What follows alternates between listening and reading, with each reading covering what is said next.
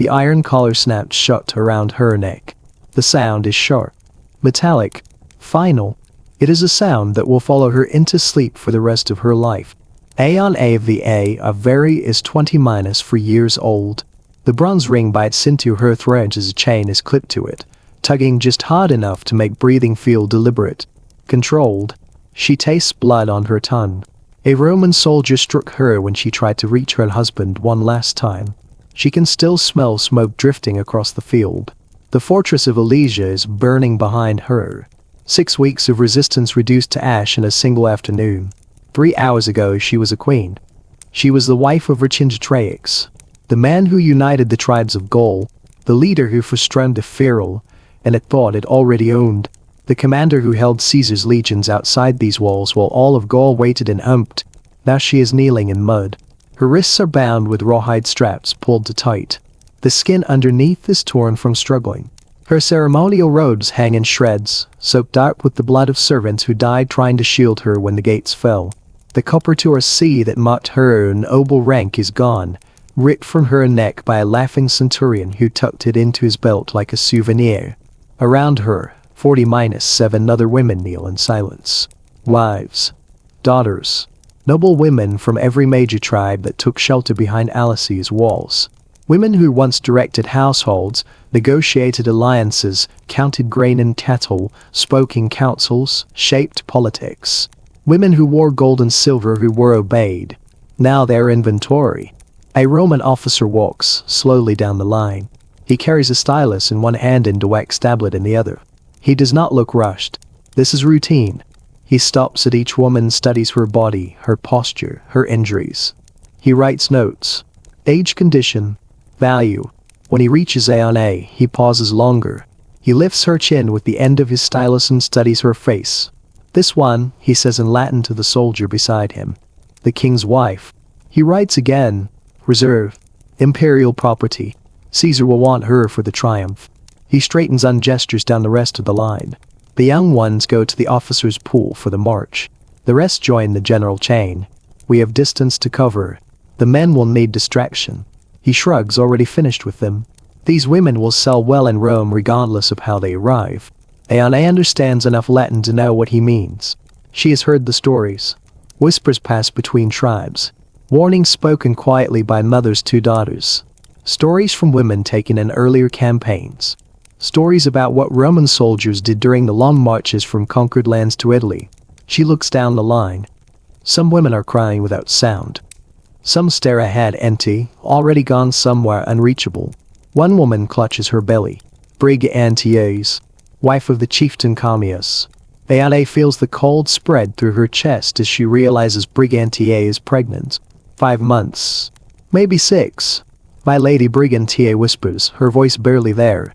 What will they do to us? Aeon A has no answer, because this is the part history usually skips. We are taught about Julius Caesar, his genius, his battles, his ambition, his books, his enemies, his assassination. We are not taught about the women. Caesar's own writings say that during 8 years in Gaul, his armies killed about 1 million people and enslaved another million.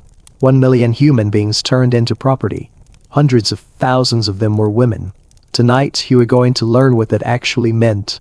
The Roman system for handling captured women was not chaos. It was not random cruelty. It was structured, regulated, efficient, designed to extract value while keeping soldiers obedient and profits high. It began immediately after surrender. Within hours of Alesia falling, Roman officers established sorting grounds outside the walls. Men were separated from women. Women were separated from children. The elderly and the visibly sick were often killed on the spot. They had no resale value. They slowed the march. The rest were inspected. Roman physicians and slave traders followed the legions for this purpose. Each woman was examined, naked, touched, evaluated, teeth checked, hair inspected, skin examined, muscles tested. They recorded age, fertility, health, usefulness. The Romans had a word for it, serviceability. It meant what the body could still be used for. The inspection took minutes, but it decided the rest of a life. Women were placed into categories. The first category was rare. Noble women. exceptionally beautiful women, women with political value. These were protected, fed, preserved, not for mercy, for display, for gifts, for triumphs. The second category included young, healthy women meant for wealthy households, domestic service, labor, reproduction. The third category was the largest, camp service. Women assigned here were considered expendable. They were made available to soldiers during the march. Damage did not matter. Their value was already reduced. The fourth category included older women and those already injured. They were sold cheaply along the way or died before reaching Italy. Modern historians estimate that around 80% of captured women fell into the third and fourth categories. Aeon A was placed in the first, not because she was safe, because she was useful. She was taken to a separate tent for inspection. A Roman physician dictated notes while a scribe wrote. Age 20-4. Healthy. No visible disease. No prior births. Fertile. Reserved for triumph, the physician said. Maintain condition. Officers only. Officers only was not protection. It was hierarchy. It meant common soldiers could not touch her. It did not mean she was untouched. When the inspection ended, the physician brought her to the edge of the tent. Watch, he told her. She watched naked women lined up in the cold. She watched soldiers beat those who resisted. She watched women collapse and be dragged away. She watched iron collars, snapped closed in chains linked together. Hundreds of women turned into a single moving line. Your husband made them fight, the physician said calmly. This is the price. The march to Rome would take months. Women who fell behind were enchained and left. Women who resisted were made examples. Every night the camps were set. And every night the system continued. Records survived. Lists. Tallies.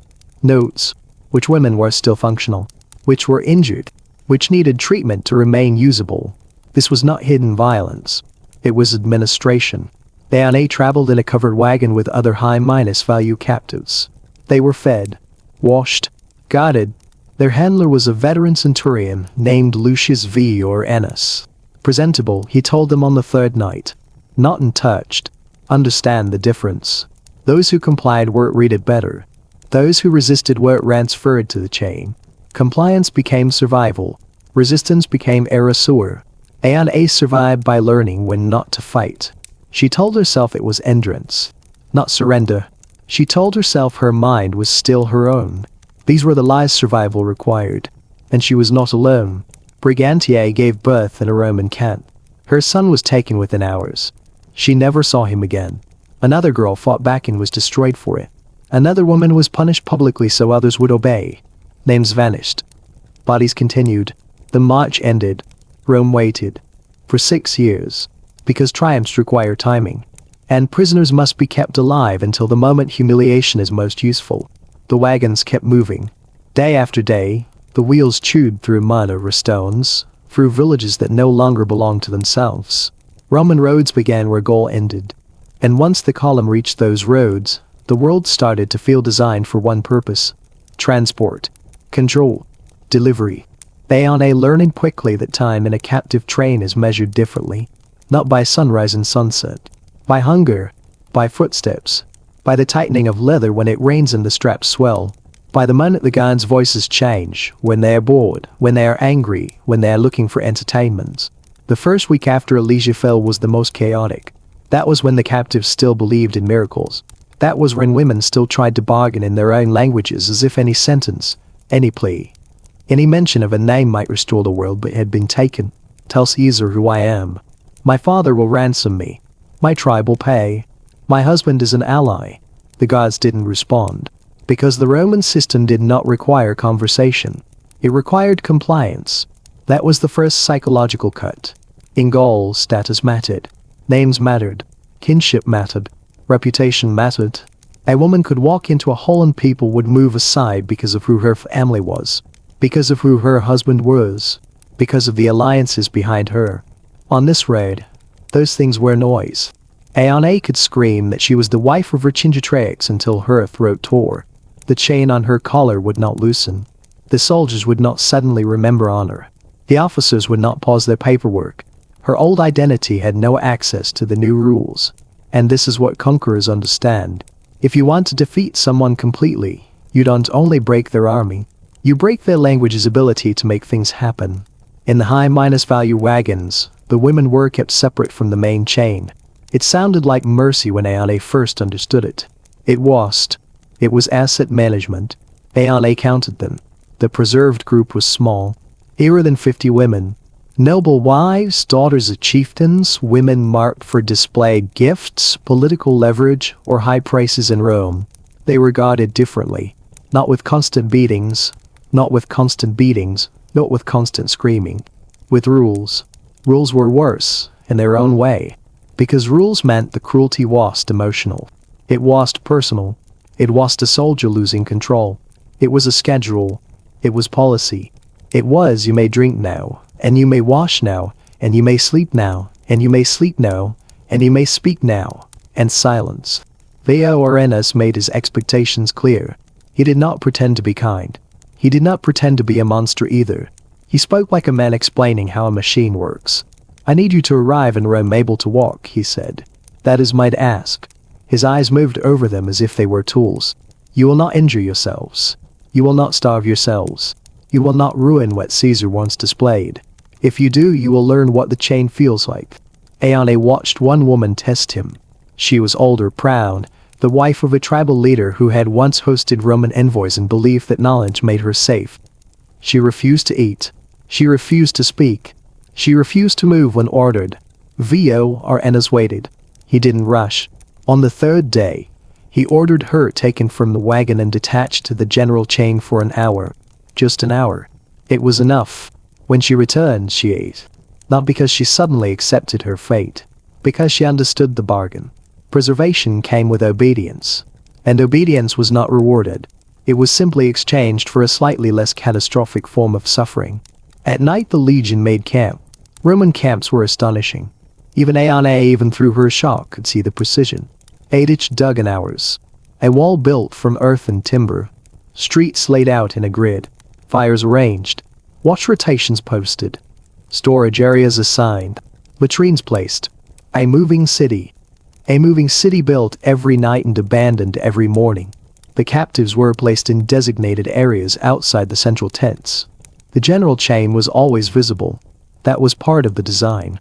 The preserved women needed to see it. Not as a warning spoken aloud. As a picture that spoke for itself.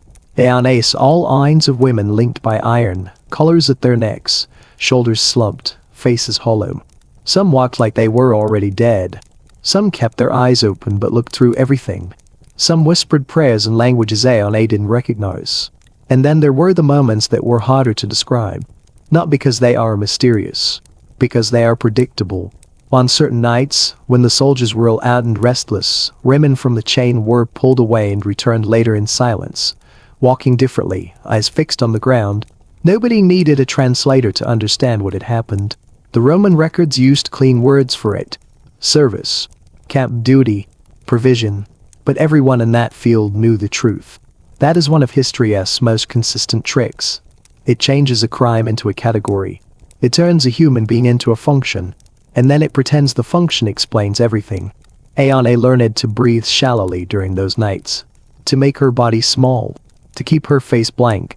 She learned which soldiers looked bored, which looked cruel, which looked hungry for power, and which looked away because even they couldn't stand to see themselves as part of the machine.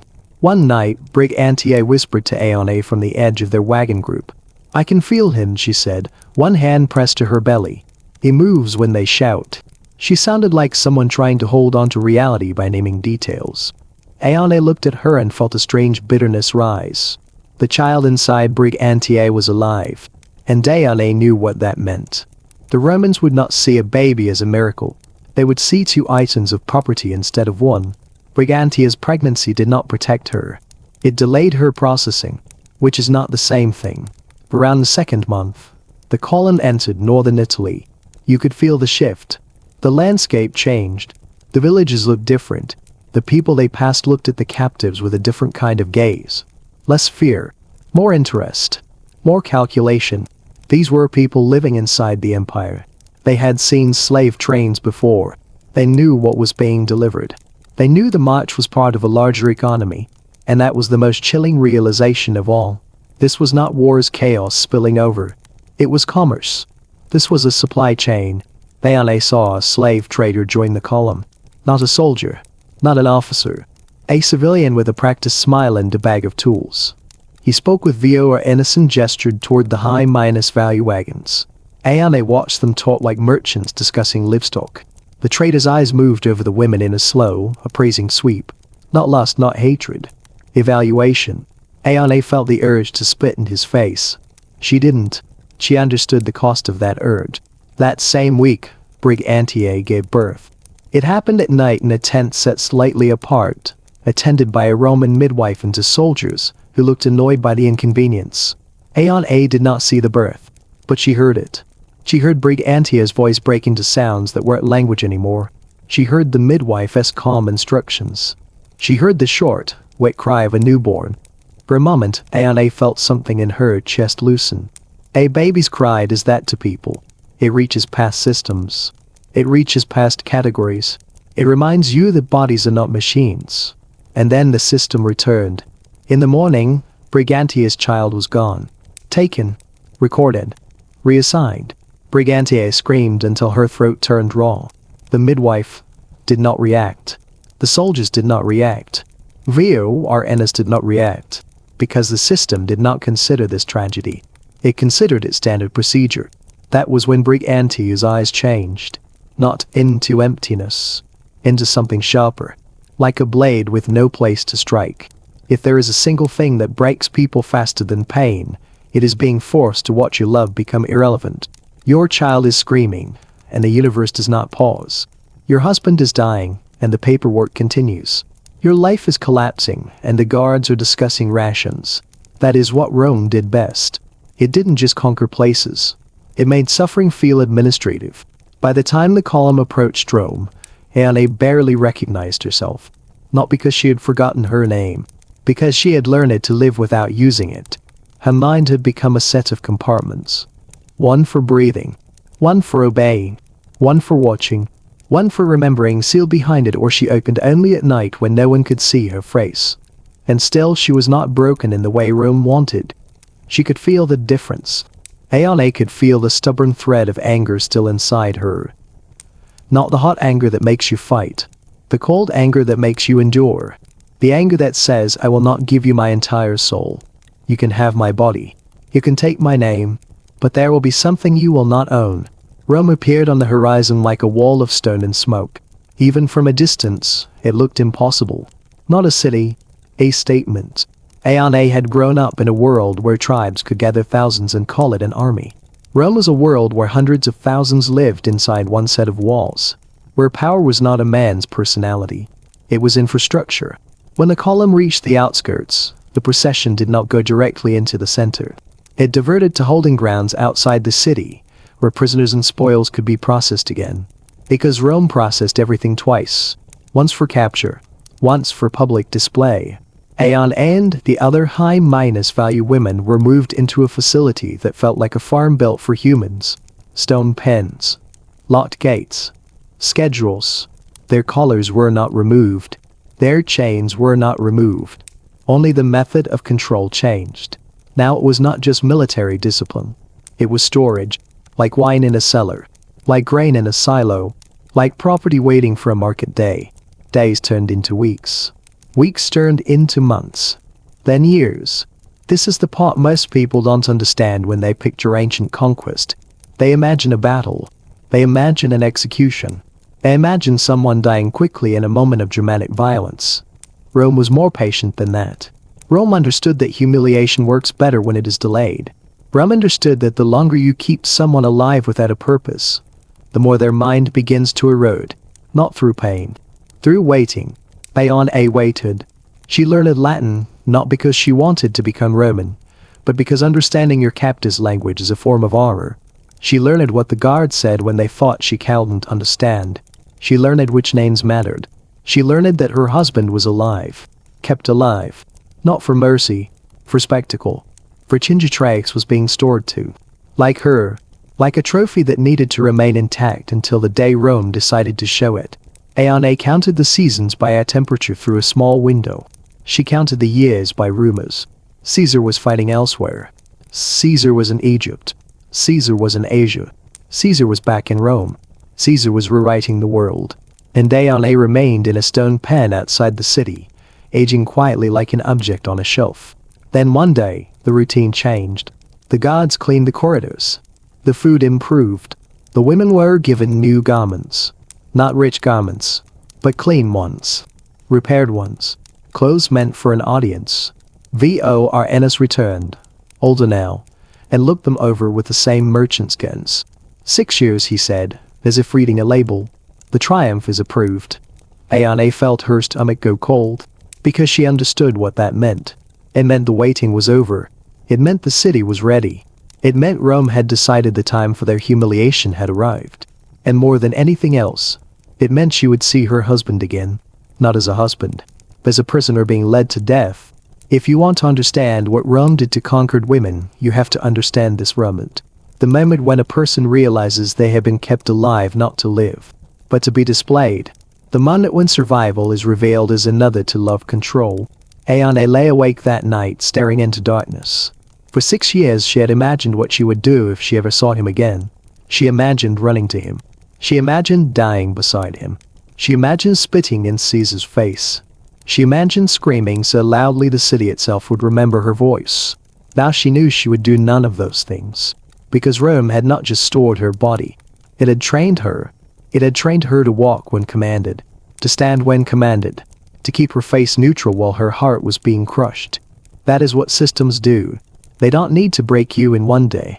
They can shape you slowly until your own instincts start working for their convenience. The next morning they brought chains. Not the heavy chains of the march. The theatrical ones. Chains meant to be seen. Dione felt them clasp around her wrists and knew the difference immediately. These were not about preventing escape. These were about producing an image. And Rome was about to put that image on the street.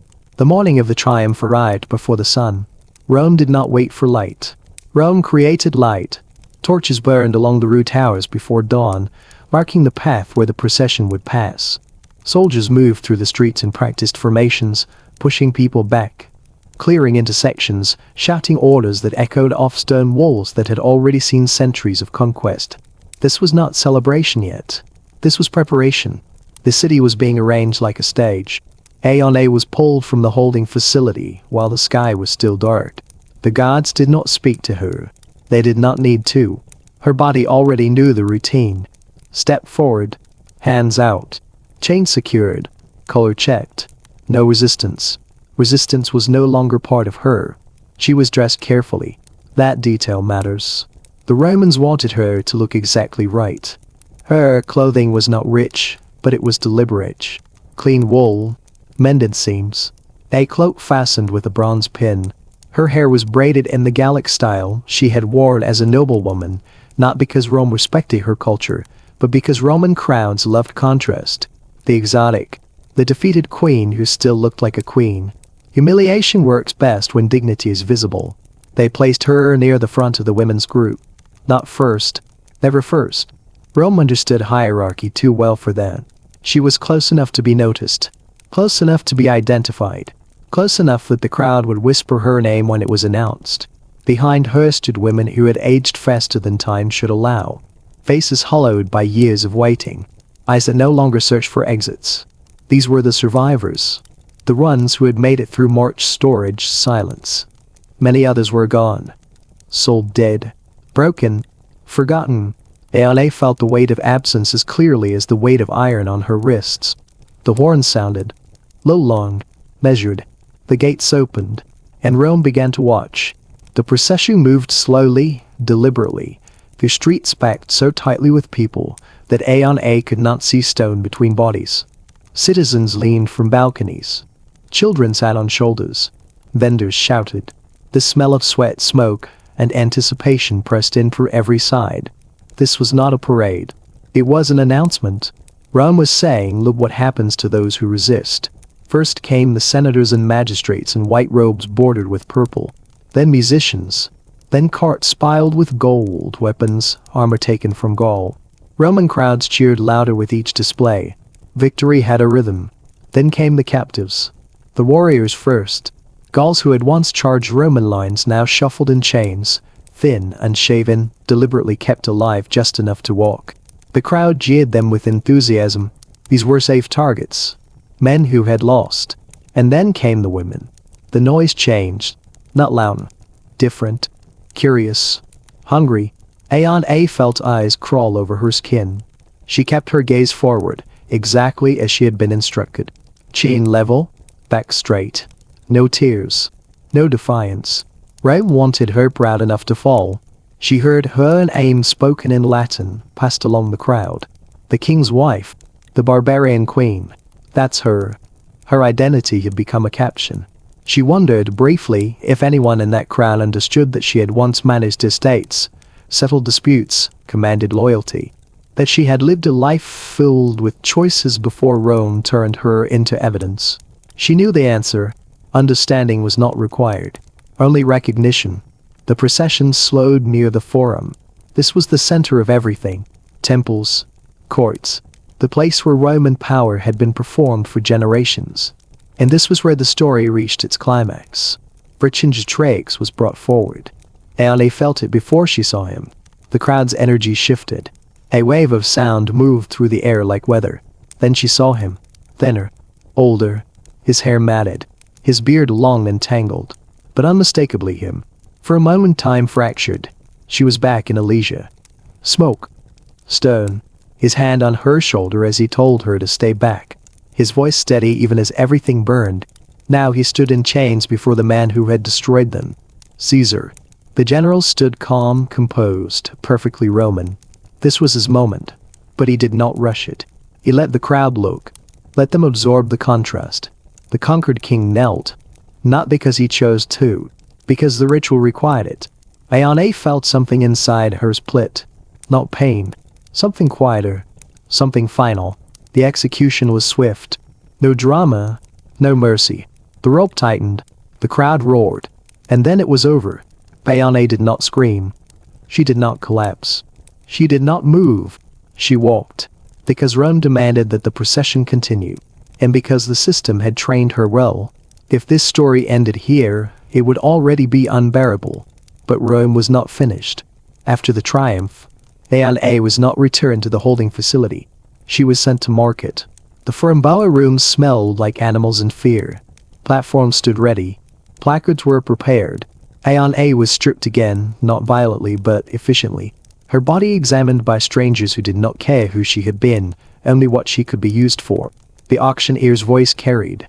Noble Gallic woman. Widow of the rebel king. 30 years of age. Healthy. Healthy. The word landed like a lie. Hands touched her arms. Her jaw. Her shoulders. She stared at a crack in the wooden platform and counted her breaths. She sold for a high price. Not because she was young. Not because she was beautiful. Because she was symbolic. And symbols always cost more. Marcus Junius Silanus purchased her. A man who collected defeated things. Aeone learned quickly that there are many kinds of cages. Silanus's house was large. Comfortable. Quiet. She was fed well. Dressed well. Displayed carefully. She was asked to tell her story. Over and over. At dinners. At gatherings. At moments where Roman guests wanted to feel the thrill of conquest without leaving their couches. She learned how to speak without revealing too much. How to recount horror in a way that satisfied curiosity without reopening wounds. This was another skill the system forced her to develop. Controlled memory. Years passed. Rome changed. Caesar died. The city burned and rebuilt itself again. Power shifted hands. Aeone remained. Until one night when a different Roman looked at her not as a trophy, but as a mind. Marcus Antonius. He did not ask her to perform grief. He asked her questions. And for the first time in years, someone listened to her answers. What followed did not redeem the system. Nothing could. But it gave Aeone something Rome had tried to erase. Used not as property, but as a person who knew things. She survived long enough to be freed. Long enough to choose, even if the choices were an arrow. Long enough to remember. And that is where her story truly matters. Because Aeone's life proves something Rome did not want remembered. That even the most efficient system of dehumanization cannot fully erase a human being. It can wound. It can distort. It can steal decades, but it cannot completely control what survives inside someone. Ayane remembered, and because she remembered, the system that tried to reduce her to merchandise failed in one critical way. It did not get the final word. History often tells us about the men who conquered, rarely about the women who endured. But endurance is not passive. It is resistance stretched across time. Ayane of the Aoveri did not die at Alesia. She lived through Rome, and that may be the most dangerous thing a conqueror can allow. She lived long enough to understand what Rome really was. Not just an army, not just a city, not just a republic that became an empire. Rome was a machine that converted lives into proof. Proof of victory, proof of order, proof that resistance was temporary and domination permanent. Ayane saw that machine from the inside. She saw how it did not rely on constant violence. Violence was expensive, unstable, hard to maintain. What Rome preferred was process, classification, delay, reassignment, absorption. The color had been only the beginning. The march had been only the middle. What mattered most was what came after. Because Rome did not simply enslave bodies. It reorganized futures. Ayane watched this happen to herself and to everyone around her. She watched women lose their names and gain inventory numbers. She watched children forget their first language. She watched entire cultures shrink into accents, then disappear. She learned that survival inside such a system required transformation, not heroic transformation, practical transformation. You learned when to speak and when silence was safer. You learned when resistance destroyed you and when it merely delayed the inevitable. You learned how to remember without revealing that you remembered. This was not strength as Rome defined it, but it was strength nonetheless. When Ayane was finally free, she discovered that freedom did not undo captivity. It simply changed the shape of it. She could walk where she wanted. She could choose her work. She could refuse orders. But she could not return. Gaul was no longer Gaul. Its leaders were gone. Its children spoke Latin. Its gods shared temples with Roman ones, then vanished entirely. The world that had made her was gone. So she stayed in Rome. Not because she loved it, but because it was honest about what it was. Rome never pretended to be kind. It pretended to be efficient. And efficiency leaves records. Ayane understood that memory itself was a form of resistance. So she remembered. She translated. She explained. She corrected small errors where Roman officials spoke about Gaul, as if it had always been this. She did not shout. She did not rebel. She simply refused to let the story collapse into the version Rome preferred. When she died, there was no monument, no inscription, no statue. Just a woman who had lived through conquest, processing, spectacle, slavery, collaboration, and survival. A woman who had seen how empires actually work. And that is why her story matters more than Caesar's. Caesar conquered territory. They on a revealed cost. He wrote his victories. She carried their consequences. History remembers Caesar because he spoke with power. It forgets women like Ayane because they spoke without it. But forgetting is not neutral. It is a decision. And every empire depends on that decision being repeated. Over and over. So remember this. When you read about Caesar's brilliance, remember the processing camps. When you admire Roman order, remember the chains. When you celebrate triumphs, remember who walked behind the wagons. Remember that empire does not only rise on battlefields. It rises in the quiet systems that decide who becomes property and who becomes history. Ayane of the Aoveri was not collateral damage. She was the product of policy. And she survived long enough to prove that policy leaves scars history prefers not to examine.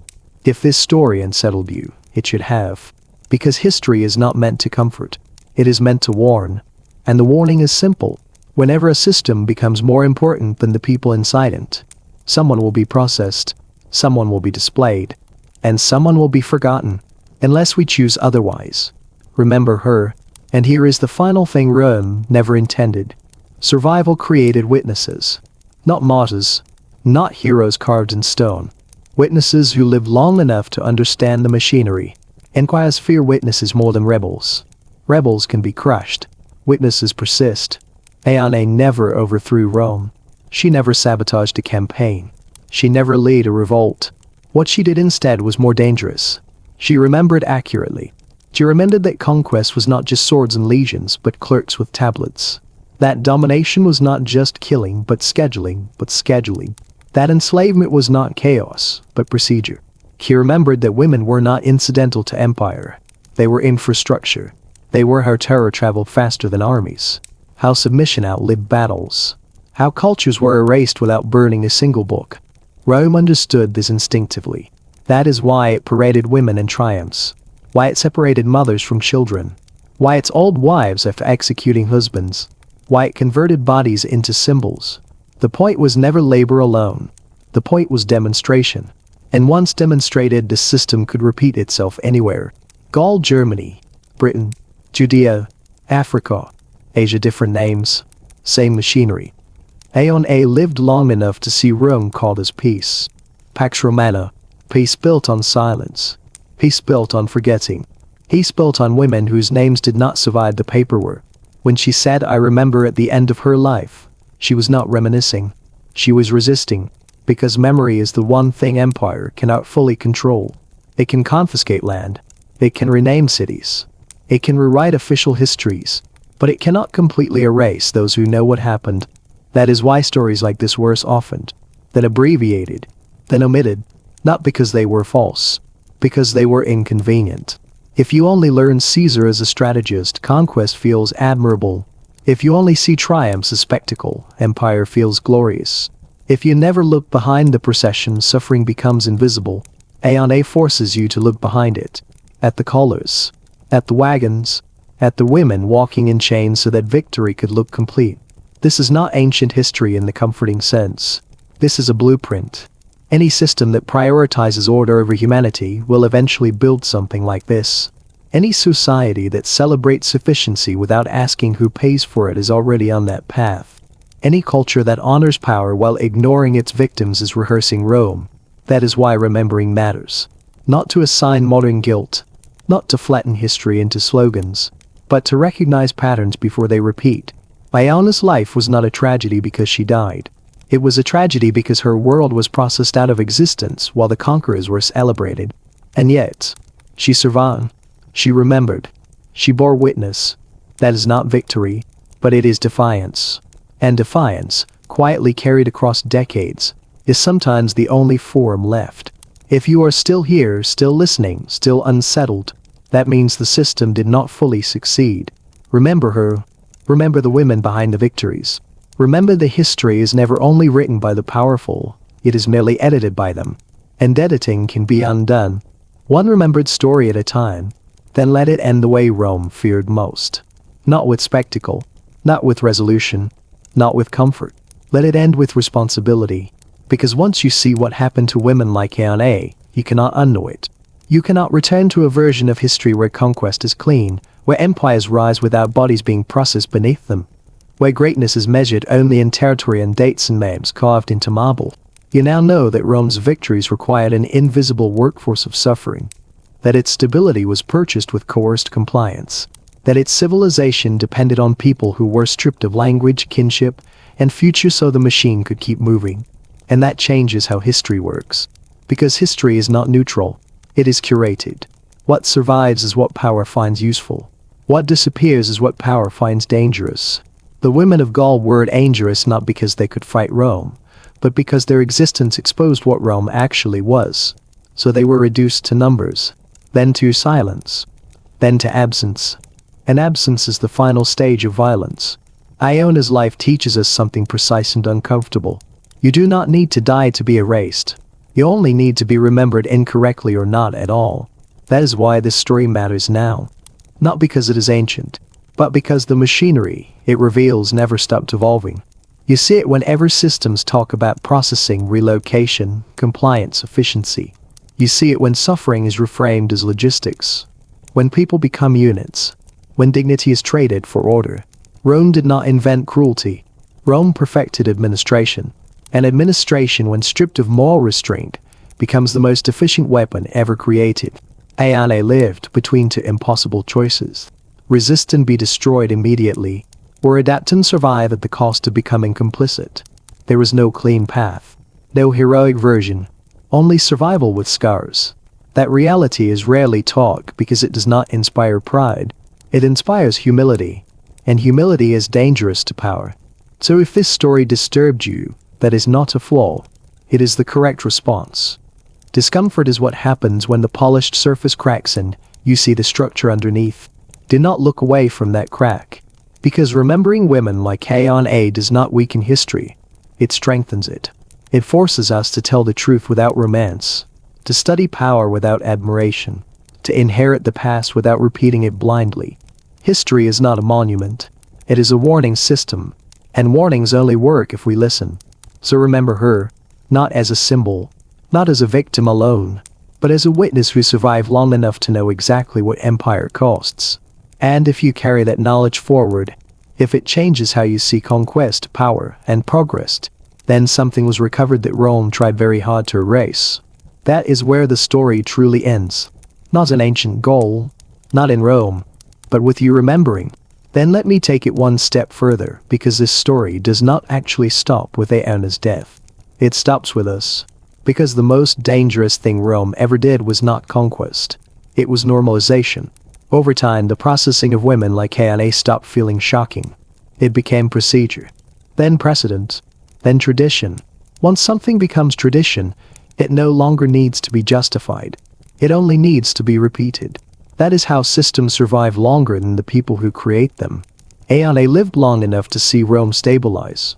She saw roads built over battlefields, markets replaced camps, peace declared over land that had been emptied of those who once owned it. And to Roman eyes, this looked like success. But peace built on erasure is not peace. It is quiet. And quiet is often mistaken for justice. The reason stories like this are uncomfortable is because they force us to confront a truth we prefer to avoid. Great civilizations are not only built by vision and law and engineering, they are also built by people whose suffering was made invisible on purpose. When you read Caesar's commentaries, notice what is missing. When you see statues of conquerors, ask who is not carved beside them. When history celebrates order, ask what chaos was buried to make that order possible. Aeona was not an exception. She was a data point in a system so large that individual lives barely registered. And yet, her life still mattered. Not because it changed Rome, but because remembering it changes us. If history is only the story of winners, it becomes propaganda. If history includes the defeated, it becomes instruction. Instruction about what power does when it is unchecked. Instruction about how easily people become resources. Instruction about how survival can require moral compromise. And how judging that compromise from safety is easy and dishonest. Aeona did not survive because she was pure. She survived because she adapted. That does not make her weak. It makes her human. And humanity is what systems like Rome try hardest to erase. So do not reduce her to tragedy. Do not turn her into inspiration either. Let her remain what she was at the end. A witness. A witness to how conquest actually works. A witness to what victory demands behind the banners. A witness to the fact that empires fall, but their methods echo.